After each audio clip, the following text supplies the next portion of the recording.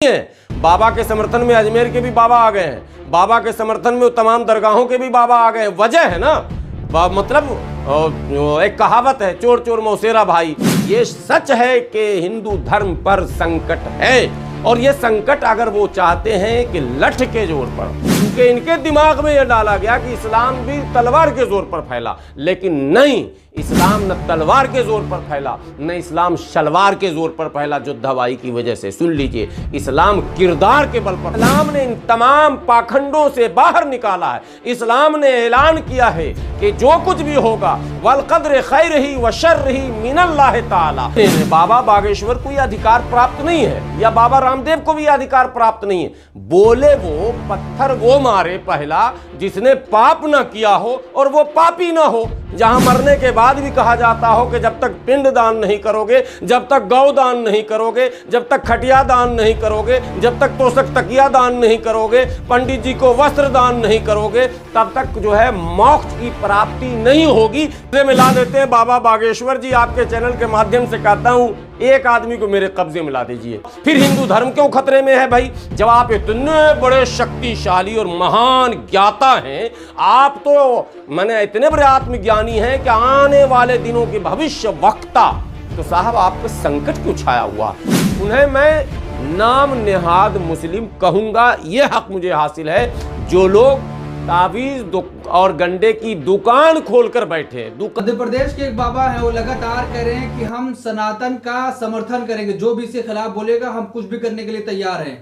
क्या कहेंगे उस पर आप? देखिए, ये एक इंसानी फितरत है कि जब वो फंसता है तो धर्म और जाति का आड़ लेता है, और उसी को जो है दिखा रहे हैं धीरेंद्र शास्त्री बाबा बागेश्वर। दरअसल जो वीडियो वायरल है उनका, अभी आप देख रहे होंगे तमाम यूट्यूब चैनल्स और तमाम मेन स्ट्रीम लगातार बाबा बागेश्वर पर ही डिबेट करा रहे हैं। अलग अलग कंटेंट है सबका, अलग अलग अंदाज है सबका, लेकिन लुबुल-लुआब ये है कि वो सनातन धर्म के रक्षक के रूप में उभर कर सामने आना चाहते हैं। वो ये संदेश देना चाहते हैं, वो मतलब केवल बागेश्वर बाबा नहीं, वो मतलब बागेश्वर बाबा और उनके वो समर्थक चैनल, समर्थक एंकर, और कुछ समर्थक, अब तो बाबा में एक और बड़े बाबा कूद गए हैं, बाबा रामदेव, और वो भी इस्लाम और क्रिश्चियनिटी को खूब ज़बरदस्त निशाने पर लिया उन्होंने भी। और उन्होंने ये कहा कि इससे ज़्यादा पाखंड है, वहाँ तो बलात्कार तक होता है, फला चिला। तो बाबा रामदेव जी, आप लोगों के चैनल के माध्यम से मैं बाबा रामदेव जी तक ये संदेश पहुंचाना चाहता हूं कि ऑन रिकॉर्ड इस तरह के कुकृत्य में, इस तरह के दुराचार और दुर्व्यवहार में, असामाजिक कृत्यों में, गैर कानूनी गैर सामाजिक कामों में लिप्त पाए जाने वाले धर्म गुरुओं की सूची में सर्वाधिक अगर कोई है तो वो सनातनी मन संत है, वो हिंदू संत है। चाहे वो बाबा राम रहीम हो, चाहे वो आसाराम हो, चाहे वो क्या कहते हैं काली, इनके अभी भाजपा के कद्दावर वो नेता भी थे और संत भी थे, उन पर भी। और सुनिए, अभी उन्नाव के सांसद हैं साक्षी महाराज, उन पर भी बलात्कार के आरोप लगे हुए हैं। तो आरोपों की गणना अगर शुरू कर दी जाए तो इसमें कोई संदेह नहीं है कि हिंदू संत की संख्या अधिक है। लेकिन ये बात कहकर उन कथित मुस्लिम, कथित मैं कह रहा हूं, नाम नेहाद मुस्लिम तो मैं कह नहीं सकता हूं, और मैं इससे आगे कुछ और भी नहीं कह सकता हूं, क्योंकि मैं मुफ्ती नहीं हूं कि मैं उन्हें मुशरिक, मुनाफिक या काफिर कह दूं। यह हक मुझे हासिल नहीं है, लेकिन उन्हें मैं नाम नेहाद मुस्लिम कहूंगा, यह हक मुझे हासिल है। जो लोग तावीज और गंडे की दुकान खोलकर बैठे, दुकान शिफा के लिए जो रास्ते इस्लाम ने बताए हैं, वो तावीज गंडे की दुकान नहीं है। किसी के लिए दुआ कर देना, किसी को दम कर देना, ये एक अलग चीज है।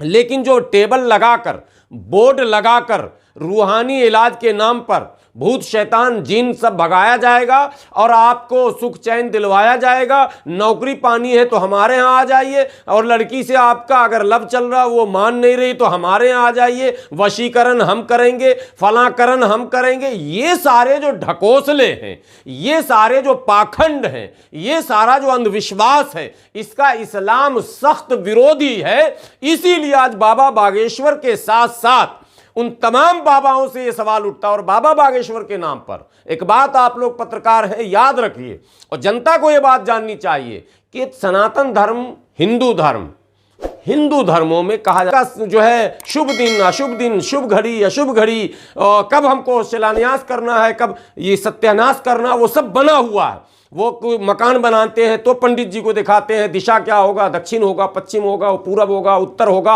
और जब वो मकान का गृह प्रवेश करते हैं तो पंडित जी से पूछते हैं कि दिन कौन सा शुभ होगा, घड़ी कौन सी शुभ होगी। वो जब विवाह करते हैं तो भी पंडित जी से पूछते हैं। गोया के मुंडन से लेकर 13वीं तक और बरसी तक पंडित जी के कब्जे में ही उनको रहना। लेकिन इस्लाम ने इन तमाम पाखंडों से बाहर निकाला है। इस्लाम ने ऐलान किया है कि जो कुछ भी होगा, वल कद्र खैरही व शर्रही मिनल्लाह ताला, खैर और शर का मालिक खुदा है। तो ये बागेश्वर कह तो रहे हैं कि साहब अब वक्त आ गया सनातन को बचाने का, अभी तक वक्त नहीं था, अब देश बदल गया। अरे साहब, ये अभी संघ प्रमुख ने कहा कि 1000 साल से तो हम युद्धरत हैं।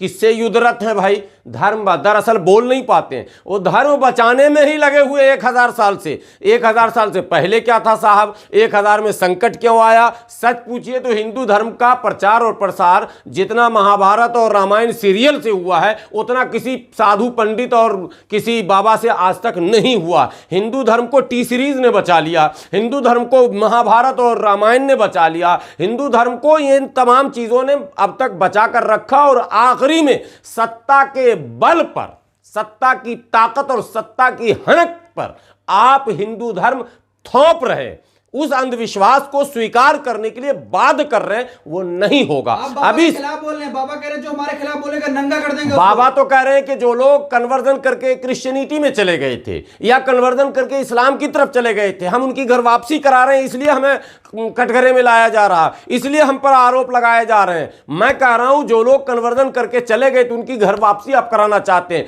आपके पास कौन सा घर है? किस घर में उनको रखेंगे लाकर? मान लो कोई घर वापसी करता है तो यह सवाल पैदा होगा वो किस घर में जाएंगे?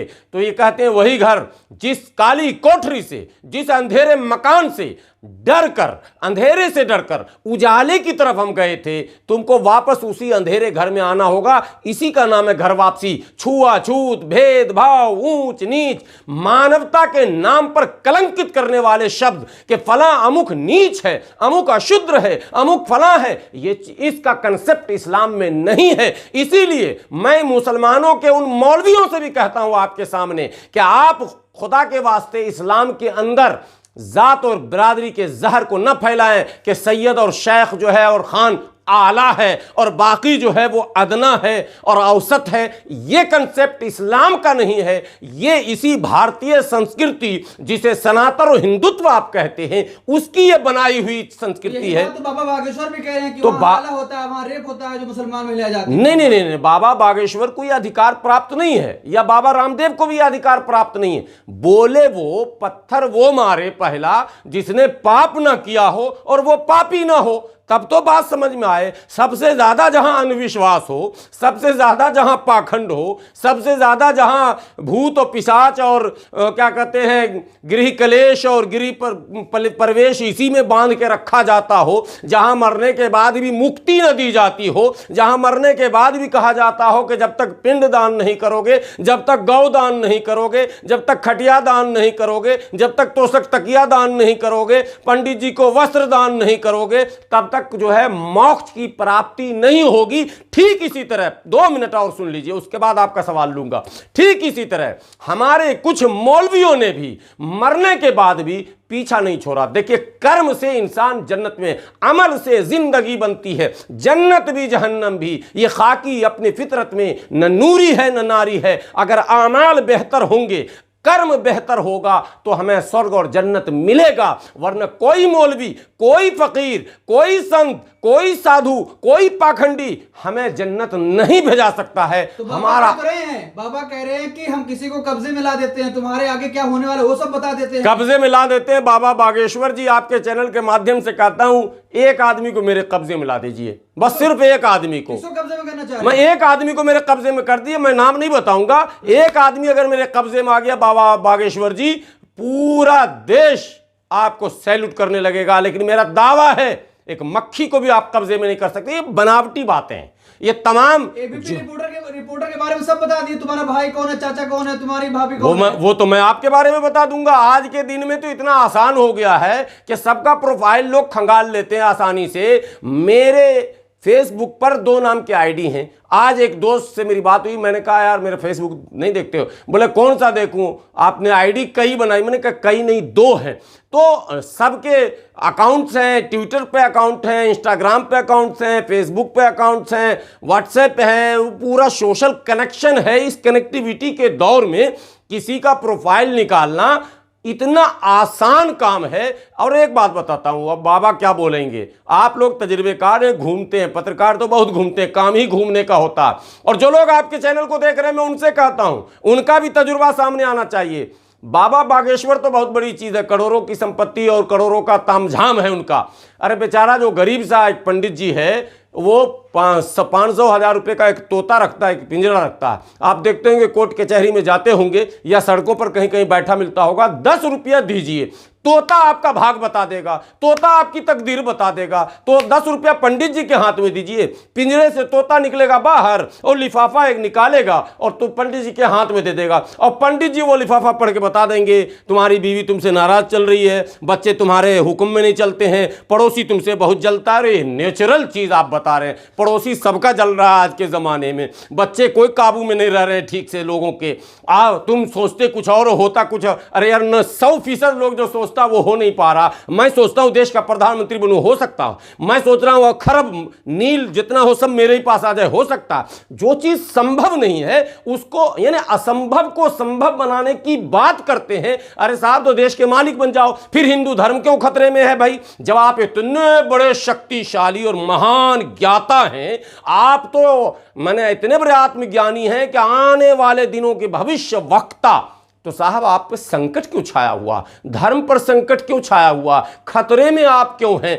इसलिए जो लोग भी कहते हैं कि मजहब खतरे में है, चाहे वो हिंदुत्व हो, चाहे इस्लाम हो, चाहे क्रिश्चियन, और क्रिश्चियनों में भी आप देखेंगे वो जो चंगाई सभा उनकी होती है, उसमें आप देखेंगे क्या क्या ड्रामे होते हैं। तो कुल मिलाकर ये धर्म नहीं सिखाता। धर्म के नाम पर जो दुकानें चलाई जा रही हैं, हिंदू बेचारे उनके मानने वाले जो बैठते हैं उनके प्रवचन में वही नहीं है। बाबा के समर्थन में अजमेर के भी बाबा आ गए हैं, बाबा के समर्थन में तमाम दरगाहों के भी बाबा आ गए हैं। वजह है ना, मतलब एक कहावत है, चोर चोर मौसेरा भाई। अब कल ही खुली, अच्छा हुआ बाबा बागेश्वर के नाम पे ये डिबेट शुरू हुआ देश में, अच्छा हुआ। कम से कम इस्लाम वालों का कान तो खड़ा हो। हमारे जो उलमा हैं, हमारे जो अकाबरीन, हमारे मुकर्रिरीन, हमारे जो तमाम वो लोग हैं जो समाज में सुधार के लिए रात दिन कोशिश कर रहे हैं, उनको चाहिए कि ऐसे बाबाओं पर कैसे लगाम लगे, इसका भी इंतजाम किया जाए ताकि इस्लाम बदनाम ना हो।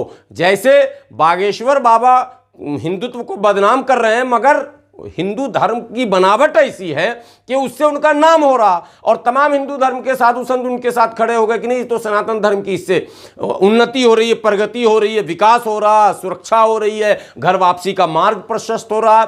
इस्लाम में ऐसा कभी नहीं होगा। अगर कोई बाबा कितना बड़ा भी चमत्कार दिखा दे, इस्लाम कहता है उसको मक्कार बोलना है, चमत्कार नहीं बोलना। बाबा बागेश्वर कह रहे हैं जो सनातन के खिलाफ बोलेगा हम कुछ भी करने के लिए तैयार हैं। क्या कुछ भी करेंगे भाई? अरे वो तो सब लोग कर रहे हैं। आरएसएस के लोग देखिए, हमले हो रहे हैं, छत्तीसगढ़ में हमले हो रहे हैं, झारखंड में हमले हो रहे हैं, गुजरात में हमले हो रहे हैं, तमाम आदिवासियों पर हमले हो रहे हैं, या दलितों पर हमले हो रहे हैं, मुसलमानों और ईसाइयों पर हमले हो रहे हैं। तो कुछ भी तो हो ही रहा। अब क्या कुछ भी करेगा? क़यामत लाएगा क्या? सब कुछ तो हो ही रहा। रोजी रोटी छीना जा रहा अप्रत्यक्ष रूप से।